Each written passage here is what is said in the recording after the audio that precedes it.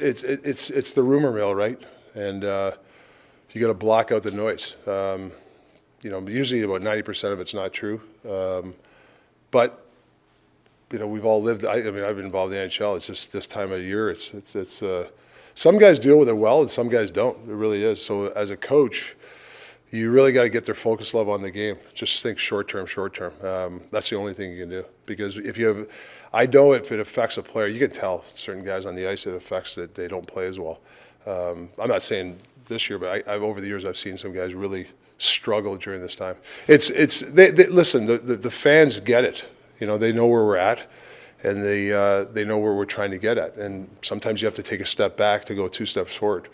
But for me, last game we had a lot of young guys from Abbotsford. To me, that's a positive. Like that, see who can play in that environment. That's a tough environment. Dallas is a team that's, they're a team built for the playoffs, and it was a kind of a tough environment there. They put a lot of pressure on us. So it's good to have these guys in those type of games. That's the only way you're going to get better. I had a long talk with Quint 3-4 weeks ago, when I put the letter on him. Like, he's a guy, and I think he's been great. I mean, I've heard him talk more than the first week than I've ever talked. Even on the ice, he's taking control.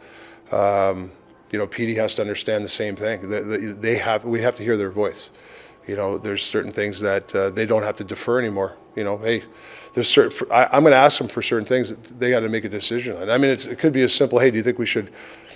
Should we go 20 minutes practice day or 40? Like, I'll ask them that. They have to have a pulse of the team. It can't just be about them.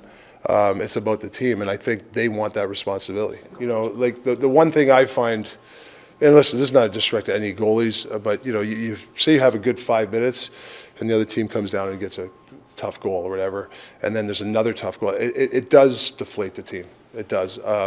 But it's also, I thought this team this year, since I've been here, have dug in, even when things have not gone our way. And and the goalies that we've had, they've battled. They're battling. It's like I'm the greatest goaltender. One of the greatest goalies, Grant Fuhr. He'd let 4 in, but he wouldn't let that 5th in.